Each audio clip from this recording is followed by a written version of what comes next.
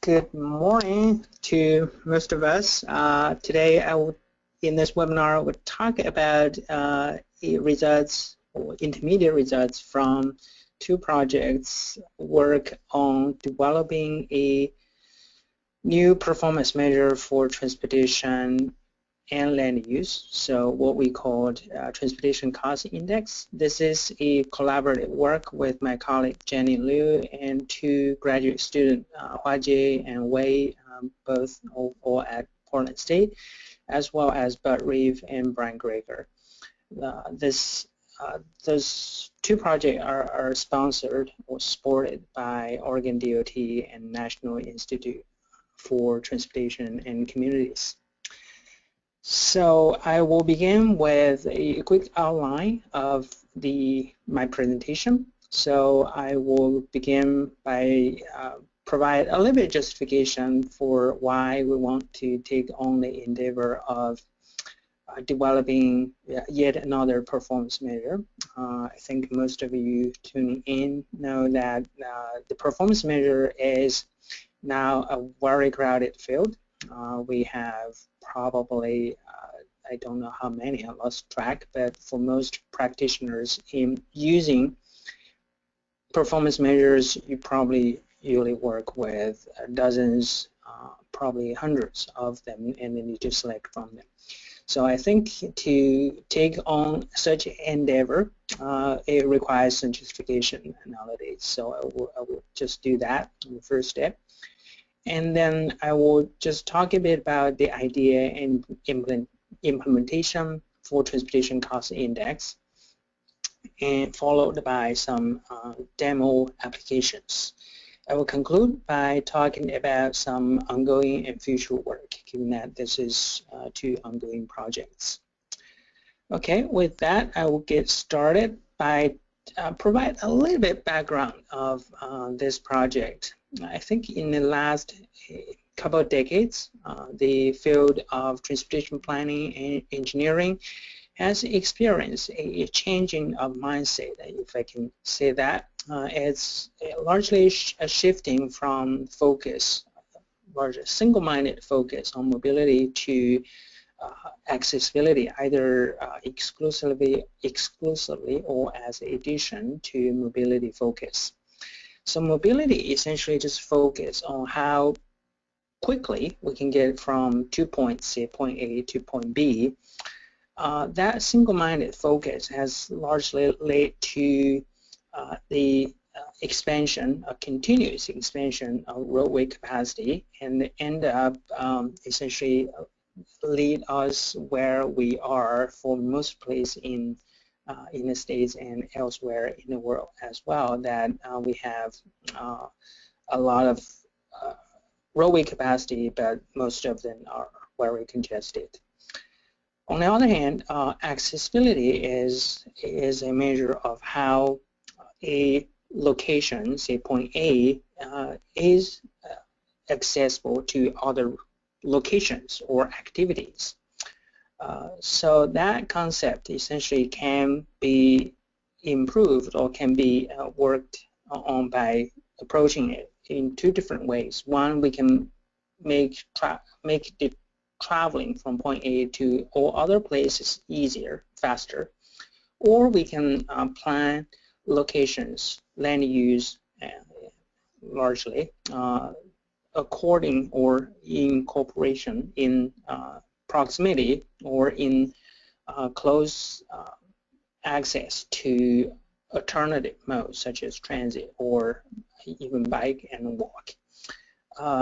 And we increasingly find that the latter, by better planning land use component, actually may be more feasible and more sustainable in the long term. Under this background, there is an increasing need and an increasing number of applications of accessibility measure. Accessibility measure is kind of in generally the term for a performance measure for transportation and land use system. So largely use those interchangeably, either accessibility measure or performance measure for transportation and land use. So those measures are increasingly being used as a supplement or replacement for traffic-centric measures such as level service or traffic delay. And state and federal and state, even some local legislation and policies increasingly prescribe or mandate those use of performance measure, in some case specifically accessibility measure in transportation planning and operation. So that is an important factor of why we see increasingly more development of such measure and as well as application of those. But of course, on the other hand, the supply of accessibility measure is pretty big as well. We have a few academic reviews on accessibility measure. We have a handful of NCHRP report that essentially catalog and provide guidance on selecting and application of those measures.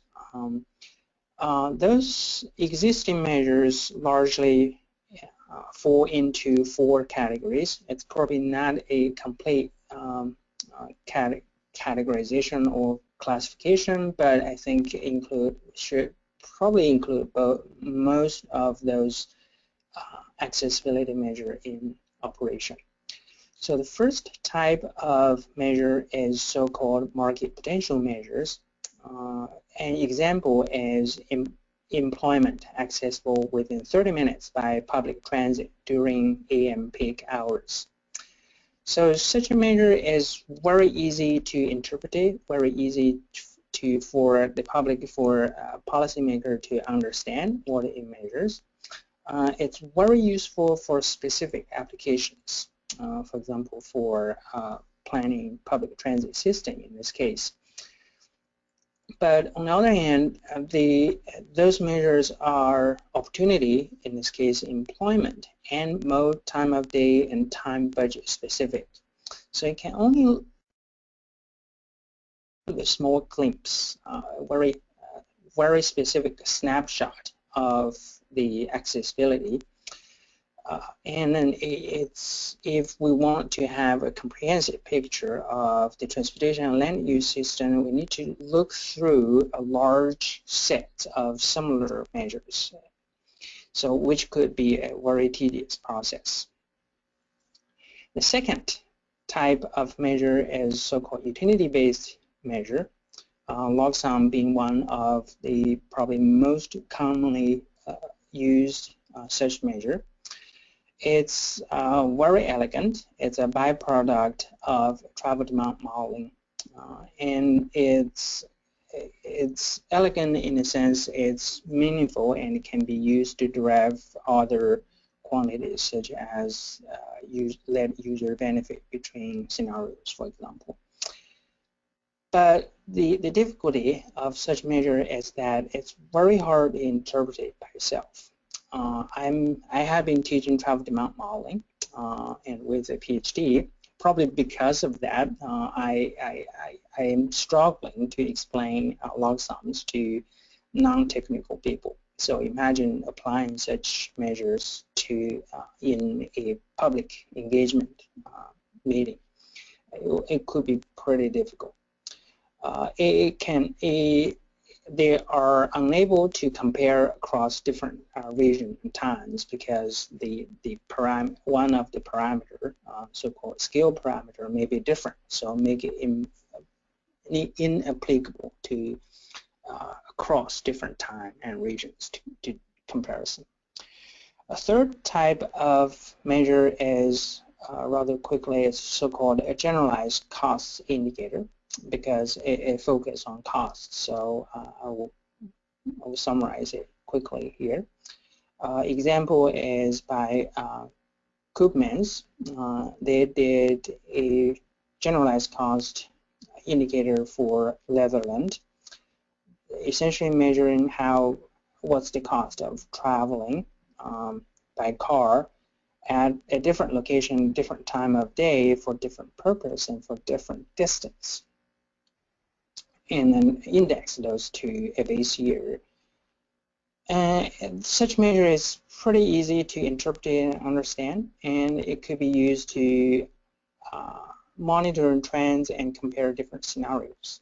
But strictly speaking, those are probably more like a mobility measure instead of than accessibility measure, because it does not have a land use component. It's also modes and time of day specific, but it's very focused on costs, so that's why we kind of bring it up here. The last type of accessibility measure we want to talk quickly, go over rather quickly is the so-called H+T Affordability Index developed by Center for Neighborhood Technology. The index essentially tracks out-of-pocket monetary costs of transportation and adds them to housing cost as a location efficiency measure. And so it makes a lot of sense, given that housing plus transportation make up a large, probably majority of the expenditures for households. But on the other hand, the H+T Affordability Index ignores time cost. So essentially, it only tracks the monetary cost, out-of-pocket monetary cost. So if a household take bus, pay say $2.50, but sit on the bus for an hour and a half, it makes no difference for those people that just take bus for say 10 minutes, 15 minutes. That will be exactly the same transportation cost. Housing cost will be a separate component.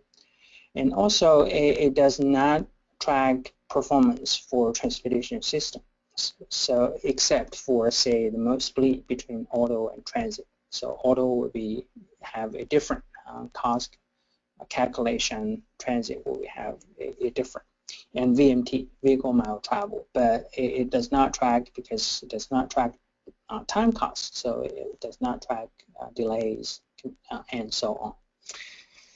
So after reviewing all the existing accessibility measure, we kind of think there is still a gap to be filled. That's essentially our wish list when we develop this yet another performance measure. So we want the measure to be a comprehensive measure able to present an overall picture of transportation and land use. It will be able to fill some gaps in policy areas not yet adequately covered by existing measures. A few of them identified by Bud Reif and Brian Greger in a 2005 project, including, for example, equity and compatibility between land use and transportation, trying to fill those policy areas in particular. And we want the new measure, to be easy to interpret and understand, essentially make them applicable to public meeting, to talk to policymakers and so on. And we also want the measure to be applicable to a large range of use cases, from prioritization, scenario evaluation comparison, to benchmarking and standard and being a standard. So I largely borrowed a table, or a kind of a spectrum from a project Kittleson did for the Washington County, Oregon state, for kind of selecting multimodal performance measure and standards. So what they did is, on a y-axis is a kind of different scale of project. On the x-axis, horizontally, is different application types. I hope the performance measure, the new performance measure, will be able to cover kind of essentially the full spectrum of applications. In terms of scale, though, largely at this point we are focused on either regional transportation planning scale or transportation system planning scale, largely because of the data requirement. ideally, it can be applied to smaller scale as well, but the difficulty will be how to find data for such applications. So I will get back to that point later when we talk about application. And in terms of the selection skill, criteria, we want to actually to satisfy actually at least 4 of those skill selection criteria they used.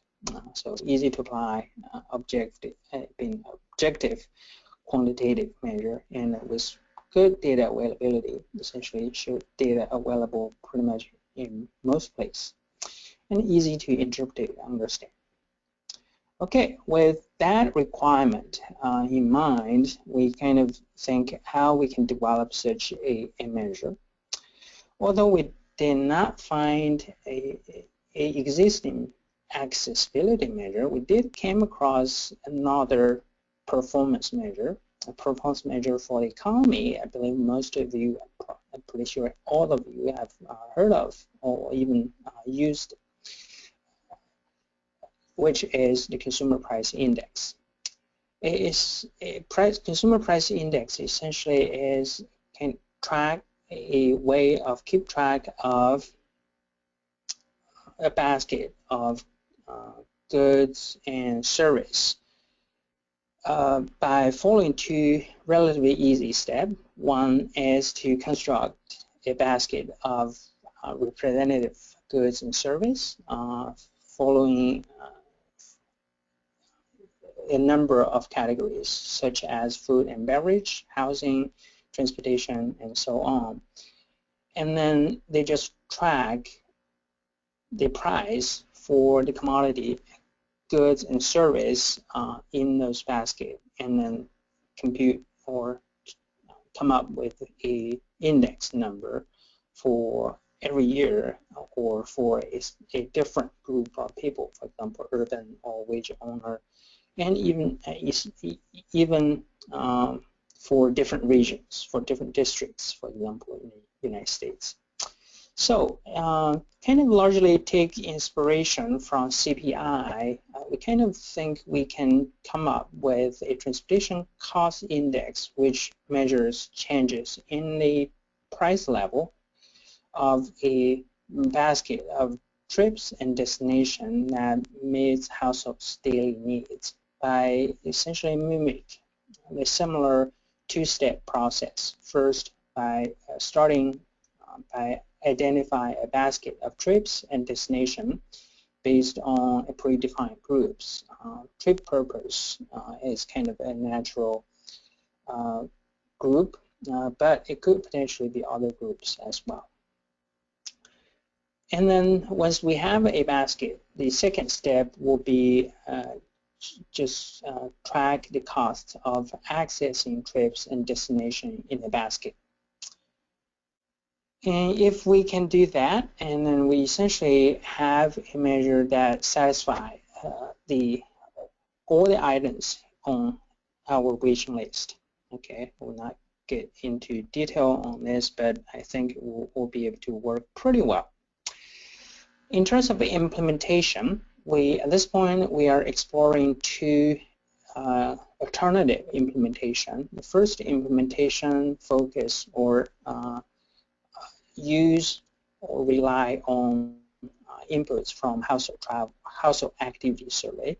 For example, the Oregon Travel and Activity Survey or National Household Travel Survey.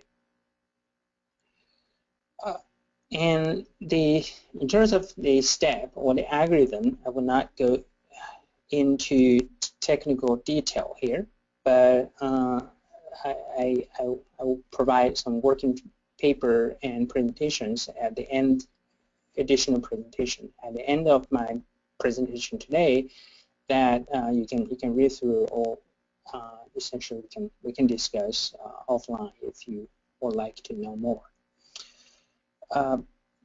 2-step that's kind of essentially mimic the CPI, the process of developing CPI. This implementation rely on the kind of after-fact data because the travel survey can only be collected after everything has already happened. So it's suitable for prioritization and benchmarking applications. A second, implementation use inputs from travel demand data almost exclusively. That the advantage of such implementation, or a second implementation, is the data is readily available for regions, for areas already have a transportation demand model, a travel demand model, either the traditional 4-step model or a new activity-based travel demand model. Both should work, and probably the activity-based travel model is especially well in that it has a lot more data to work with. And such data, given that for those of you that work with travel demand model, that knows that it has actually extensive quantity of data, although we should not take those data as ground truth, but after going through calibration, validation, and continuous development and process, it actually has be able to capture the pattern, the travel pattern of a region. So we can use those data to use the existing data, existing process, and then essentially do like a post-process to develop a transportation cost for different income group, for essentially for every location, in this case every TAZ. And such implementation will be more suitable for scenario evaluation and comparison. Okay, so we are pushing both implementation at this point. We will be able to essentially to make those two implementation results from those two implementation comparable. Essentially, can bridge those different applications by switching from one data sources to the other. Although my presentation today will largely focus on the first implementation, we are finishing up in the second implementation B, and it will be available pretty soon. And I will probably skip these slides. It's just one slides that I want to demonstrate how to define travel market basket use implementation B. Okay, given that we are combining time cost and monetary cost, there is a conversion that needs to happen, that we essentially need to convert either time to money or money to time before we can aggregate those costs together. I was told, I forgot where I heard, for every equation included in my presentation, I lost a large percentage of audience. So I promise this is the only equation I will show you. What I want to mention here is that these two different conversions correspond to two different ways of doing accounting for transportation cost, or the transportation cost index. We can either use minutes by converting, again, monetary cost to minutes, or we can use dollar, converting the travel time to minutes by applying a so-called value of time parameter, which again is a byproduct of travel demand modeling process, which in essence is saying that how much a traveler is willing to pay to save, say, 1 minute or 1 hour. Okay, we can use that quantity to help us transfer or convert the travel time to money. So both accounting have their pros and cons. The time accounting in minutes will probably work best when we are doing diagnostics. So because the travel time arguably is the primary component of transportation cost. So if we can keep the keep doing the accounting in minutes, we can kind of largely get the sense of whether the quantity is in the ballpark or not. But the downside of using the minutes or using time for accounting is that a disadvantage. It put slower modes, non-driving modes in a disadvantaged place, because a minute is a minute. No matter you are traveling by the transit, walk, bike, it will be equivalent to a minute in driving in this accounting. So it disadvantages those slower modes. That is kind of making accounting in dollar a little bit more appropriate. So in my remaining presentation, I will use both for those kind of diagnostics or show you the pattern. I will use minutes, and then in cases where I want to combine different modes, I'll switch back to dollars. Okay, that is that, and then I will continue to talk a bit or demonstrate a few of the applications of the transportation cost index, use Toulan data. Here is the transportation cost measured in minutes, use the minute for accounting. For Toulan, use the 2011 data or 2011 Oregon Travel and Activity Survey data. We are showing here is the transportation cost by different income level. So for how to read this so-called density plot is that you can imagine under each of those curves, for example, for the low-income curve, this red curve, you can imagine there is a histogram underneath the curve. So it essentially shows the distribution of households at a different cost level. So here, very low cost, probably less than, it's about 25 minutes transportation cost for a household during a day, during the period of a day, and then middle income household and high income household. So what the pattern makes sense, or a good thing about this, is that the low-income household in general probably on average will spend less than middle-income households, which in turn less than high-income household in transportation, which it's kind of comforting to know that.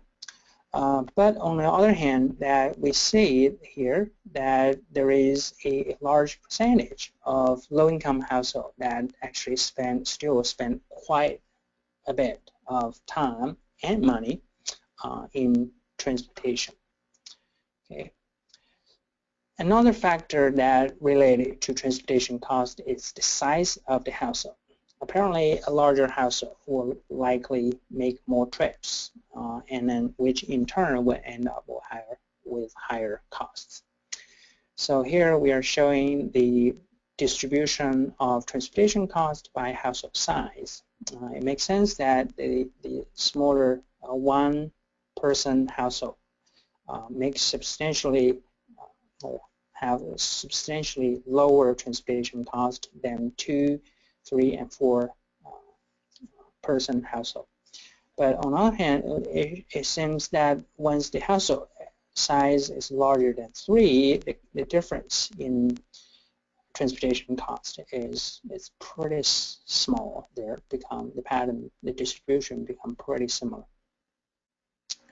We can also dive into the transportation cost by different trip purpose. Here we are showing the transportation cost for home-based work, which essentially is commuting and shopping.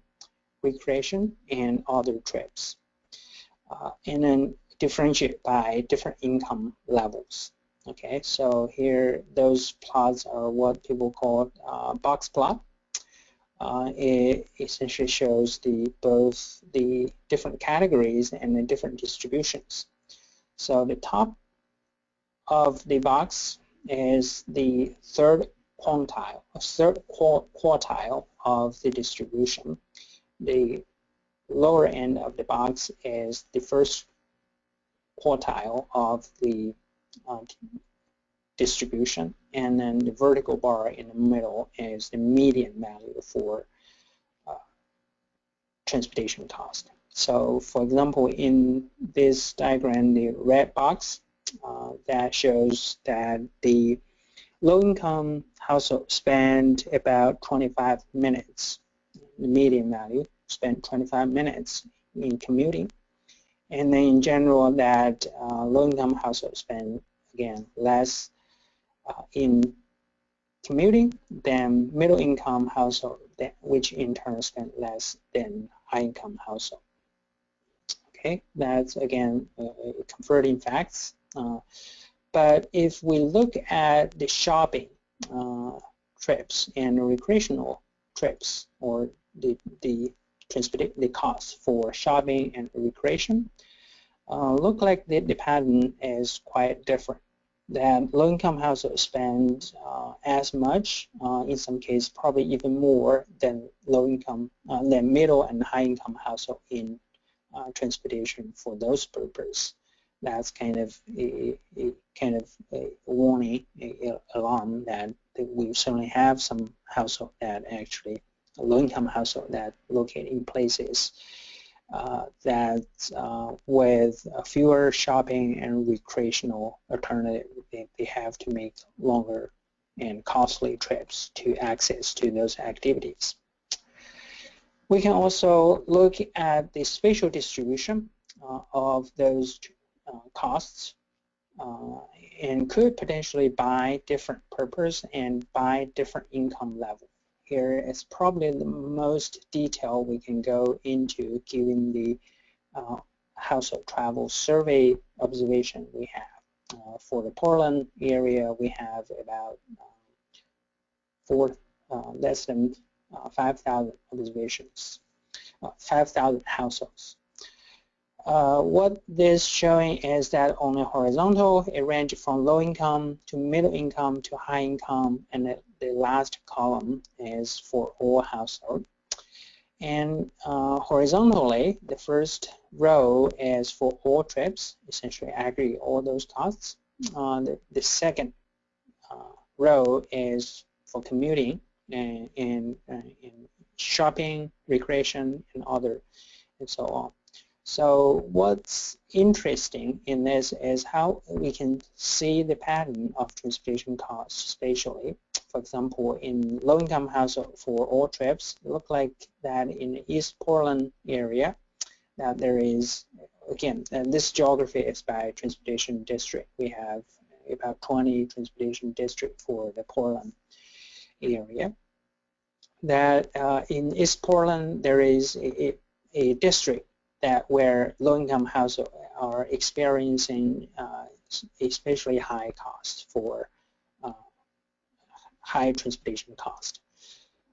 For middle-income household, however, the pattern is quite different. That middle-income household, that the high-cost household are concentrated in essentially the Washington County.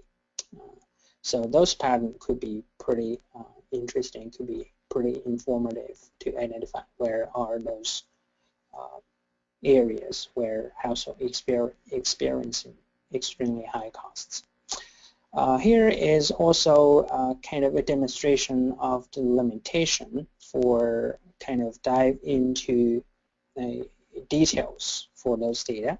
As you can see that there is, especially for low-income household, we have district with essentially gray or gray out, which indicate that there is no data for those areas.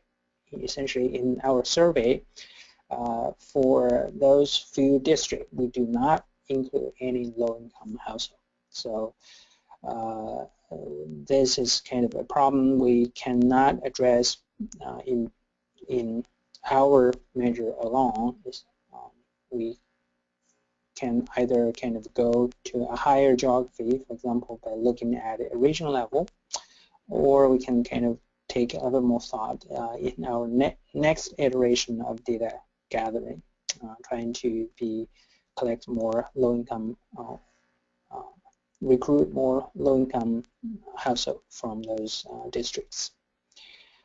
We can, again, this is demonstration of kind of benchmarking to looking at how the transportation costs change over 2 time periods. Here is kind of potentially comparing the 2011 with 1994, two snapshots for which we have data for the Portland area. We already seen the diagram on the left. On the right is the 94 data.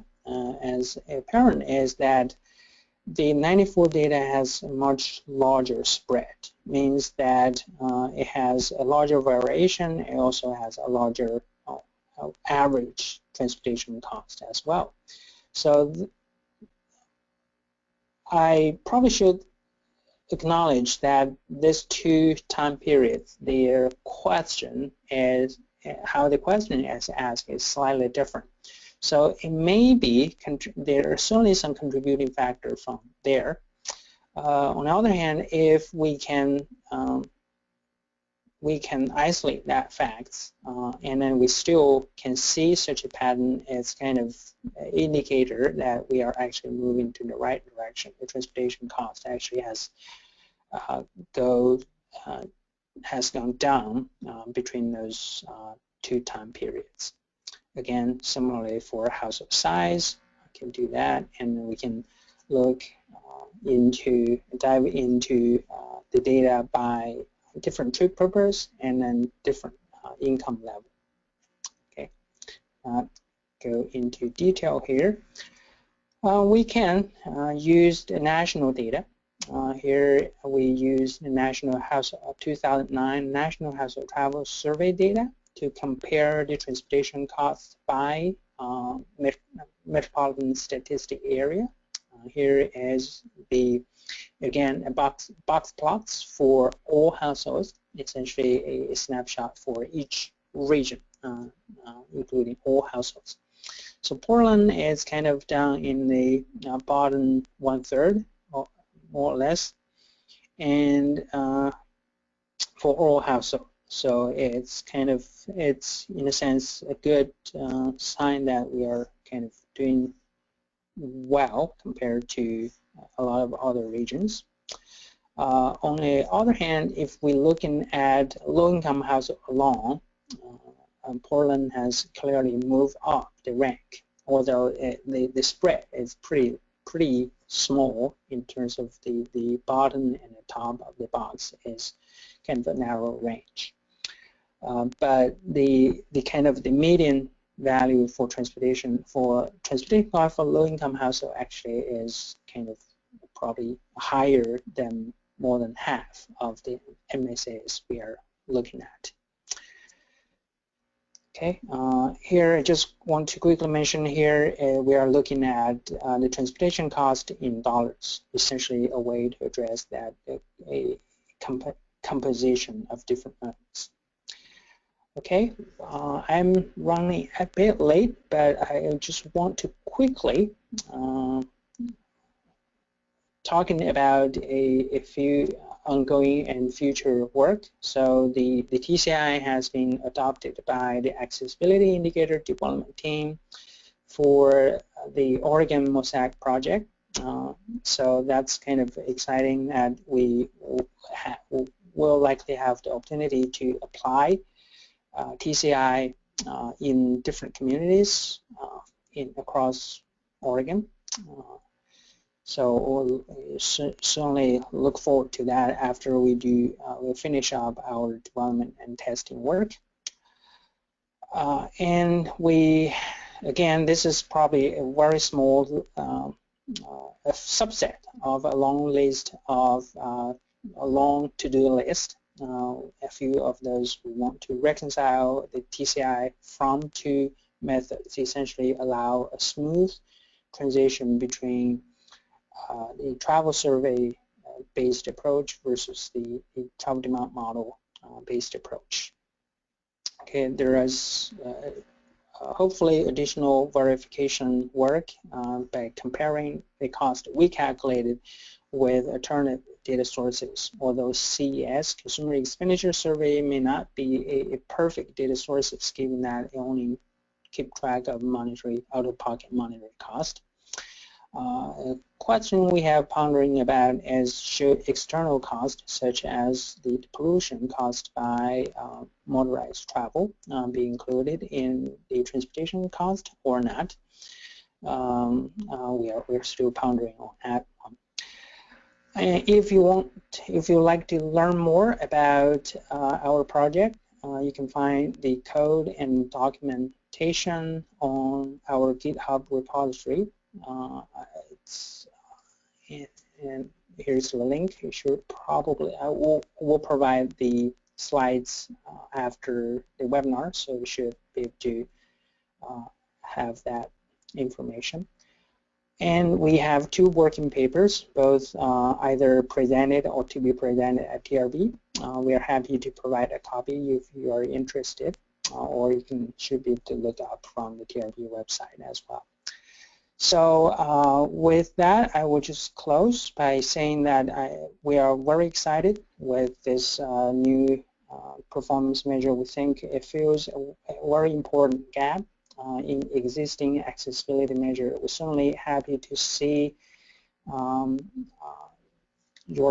get your feedback and then see it being applied in different places in different use cases. With that, I will acknowledge the financial support from NITC and Oregon DOT, and then I will open for questions.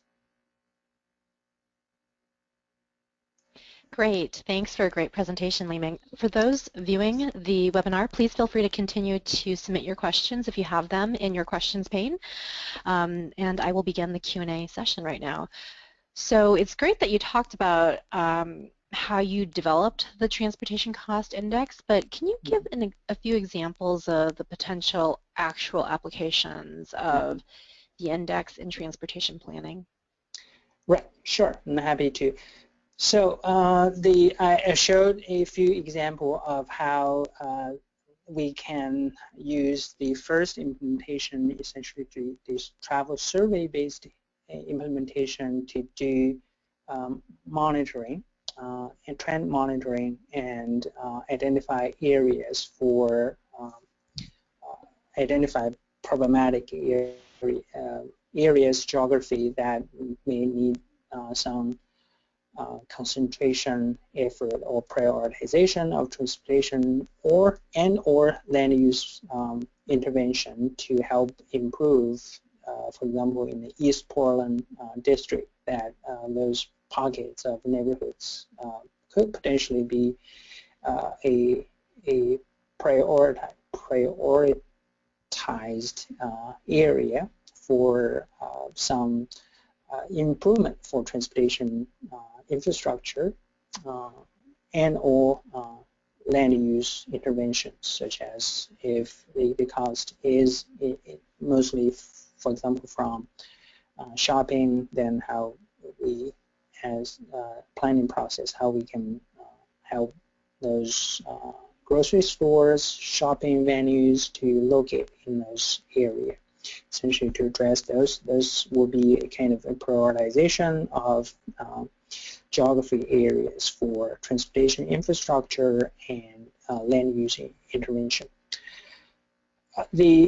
Another is kind of benchmarking. I showed how we see the trend between 94 to 2011 for the Portland area. We can do that for any area that have historical travel survey data. For most regions, we already have at least a few of those data set available, we can kind of utilize those to see where are we going? Are we improving in terms of both the transportation infrastructure, transportation and land use performance, or not?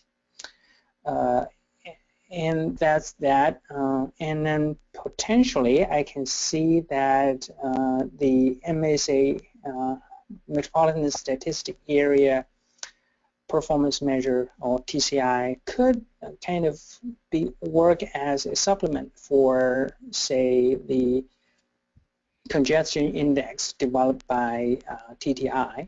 We can update that whenever a new set of National Household Travel Survey is available. We can essentially have a scoreboard for different MSAs. Right. I will probably another potential application is for the travel demand model based application. Once we have that fully tested, we can use the TCI to evaluate different scenarios. How's those impact distribute across different income level, across different geography? Will they adversely impact certain household groups, certain geography, and so on? So that could potentially be a good add-on to exist accessibility measure. Yeah, those are some interesting applications.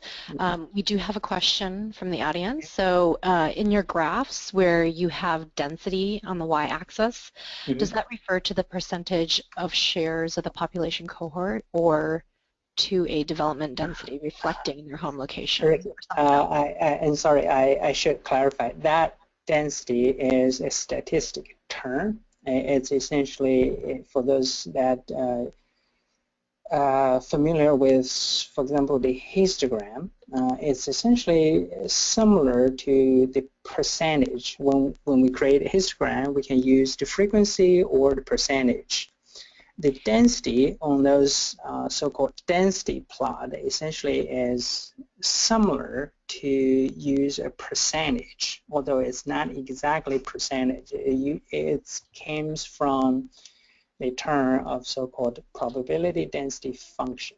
It essentially shows the distribution. Okay, you can read it as if more or less as if it's a percentage. I should clarify that a bit. Okay. Okay, great. So in your research, it's very Oregon-focused, and you talk about a lot of the Oregon-specific surveys and tools that are available at our disposal and data here within the state. How applicable is the TCI to other areas of the country? Good question. We are aiming to make it applicable to anywhere, at least anywhere in the U.S. We are actively working with Salt Lake City MPO and WFRC and Tampa Bay area to test the TCI indicators to those two places as well. So for example, for the MSA level TCI, actually I see there is no limitation of that. It has to be limited to the Portland area.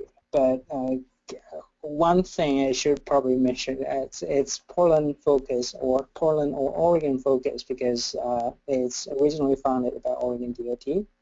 So apparently we want to make sure it works well in Oregon, and then for the purpose of application by Oregon DOT.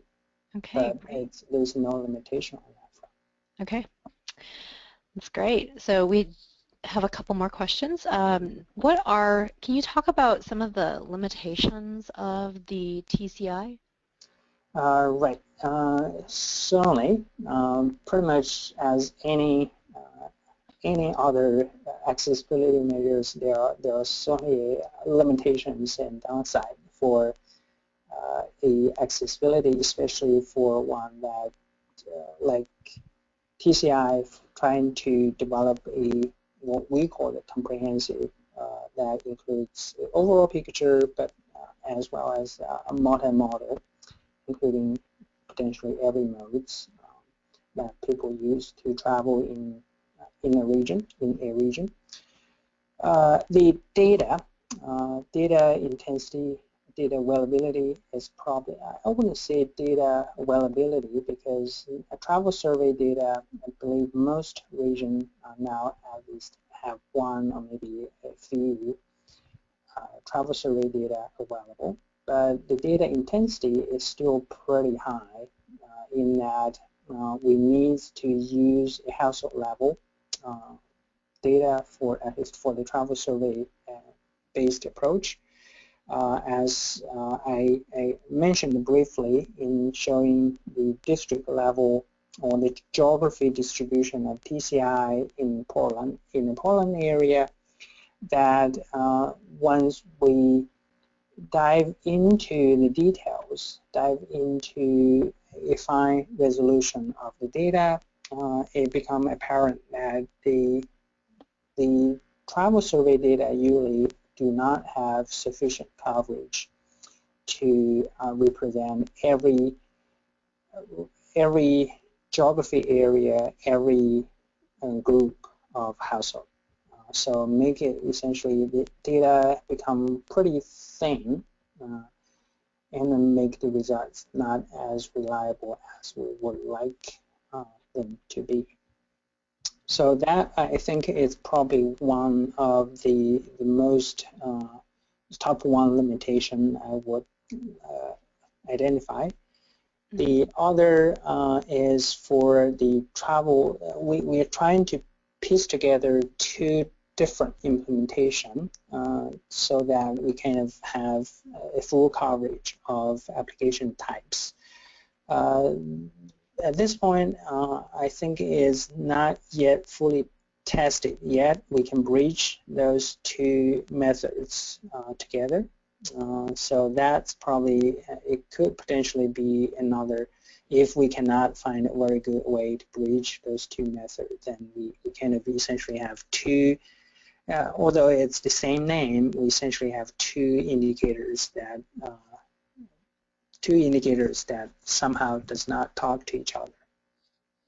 Okay, and then just the final question, and you can just touch a little bit on this, but can you talk about because the index really does look at the various income levels. Can you just talk about how those three income levels are defined, and then perhaps is there a better way to do it? Right. At this point, we use, given that, again, this is about the Oregon focus question, that at this point we use a very rough definition of income level. So for those, regardless of household size, for those households make less than 25,000, will be identified as low-income household. For those make between 25,000 to 50,000 will be a middle income. For those who make above 50,000 will be identified as high income.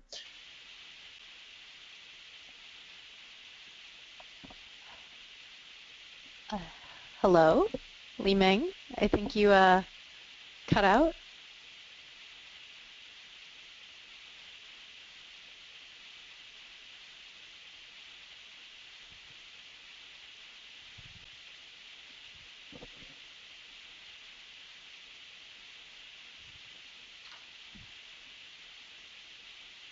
Different methods, and then we kind of more or less inherited the same definition when we calculate the measure for the different MSA for other MSA areas as well. So essentially make it consistent and not kind of confuse or confound the pattern we see from different definitions. There are certainly ways to improve upon this, that each region usually have their own definition of, for example, poverty lines, have their own definition of categorization of different income level. we can switch to use those. Those are pretty easy to customize in our code. So certainly make sure our code can be easily customized and applicable to other regions. Great. So we are currently out of time, and thank you again for a great presentation on your research, Li-Meng. It sounds like there's a lot of additional work to be done, but a lot of good results that you're seeing so far. Just want to share with everybody that this concludes our webinar. Thank you for joining us today, and thanks again to Dr. Wang for sharing his work. We are looking for your feedback so that we can continue to offer relevant webinars in the future.